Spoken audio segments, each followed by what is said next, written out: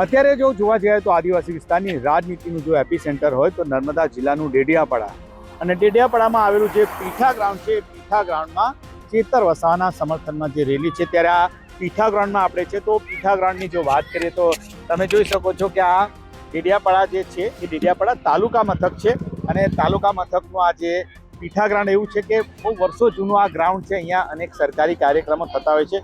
આ જગ્યા એવી છે કે જોઈ શકો છો કે ભારતમાં કોઈ બી ખૂણે ખૂણે તમે જાઓ તો ક્રિકેટની રમત હોય છે. તો ક્રિકેટ પણ અહીંયા નાના બાળકો રમી રહ્યા છે. ત્યારે તમે જોઈ શકો છો કે આ નાના બાળકો આ પીઠા ગ્રાઉન્ડમાં ક્રિકેટ રમી રહ્યા છે અને આ પીઠા ગ્રાઉન્ડમાં ડેડિયાપાડા ખાતે ધારાસભ્ય ચેતર વસાવાના સમર્થનમાં મોટો કાર્યક્રમ છે. કાર્યક્રમ માટે અહીંયા જે લોકો આવશે તે લોકો માટે તમે જોઈ શકો છો કે એક સમગ્ર ખુલ્લો વિસ્તાર છે અને ખુલ્લા વિસ્તારમાં લોકો બેસશે અને જે આ મંડપ જે બનાવવામાં આવે છે તે આ તરફ બનાવવામાં આવે છે અને ત્યાં મહાનુભાવો રહેશે. એટલે ખાસ આ જે કાર્યક્રમ છે એને કાર્યક્રમને એક આદિવાસી સમાજના જે આગેવાનો આવશે અને જે લીડરો આવશે તેઓ સંબોધન કરશે.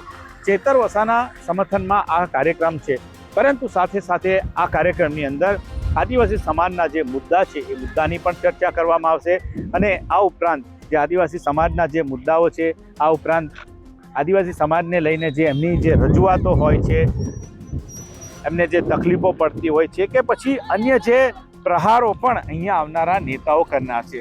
ગુજરાતનો આ જે વિસ્તાર છે નર્મદા જિલ્લાનો ડેડિયાપાડાનો, ત્યાં આગળ આ જે કાર્યક્રમ થનાર છે. તો મધ્યપ્રદેશ, મહારાષ્ટ્ર અને રાજસ્થાનથી પણ આદિવાસી સમાજના આગેવાનો આવે એ પ્રકારનું આયોજન છે. ત્યારે નર્મદા જિલ્લાના ડેડિયાપાડાનું જે પીઠા ગ્રાઉન્ડ છે, પીઠા ગ્રાઉન્ડમાં આદિવાસી સંમેલન છે અને આ જે સંમેલન છે એ ચેતર વસાવાના સમર્થનમાં છે. ત્યારે જોવાનું રહેશે કે નેતાઓ અને કાર્યક્રમમાં આવનારા લોકોનું શું સંબોધન રહેશે.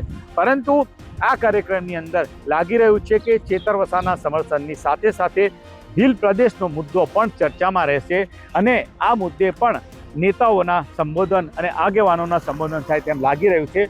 સાથે સાથે જે ધારાસભ્ય ચેતર વસાવા અત્યારે જેલમાં છે ત્યારે એમને જેલમાં કેમ પૂરવામાં આવ્યા, કયા કારણસર પૂરવામાં, એ રીતના આક્ષેપો થશે અને સરકાર પર આક્ષેપો થશે. ખાસ કરીને સત્તારૂઢ પાર્ટી ભારતીય જનતા પાર્ટી પર આગેવાનો જે છે એ આક્ષેપો કરશે.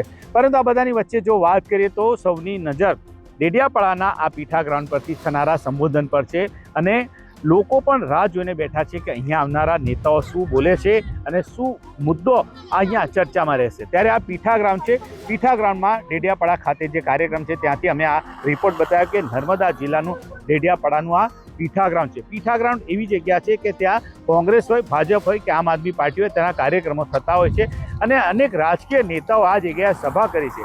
ત્યારે આ સંમેલન છે એ સંમેલનની અંદર કોણ કેવું સંબોધન કરે છે તેના પર સૌની નજર છે.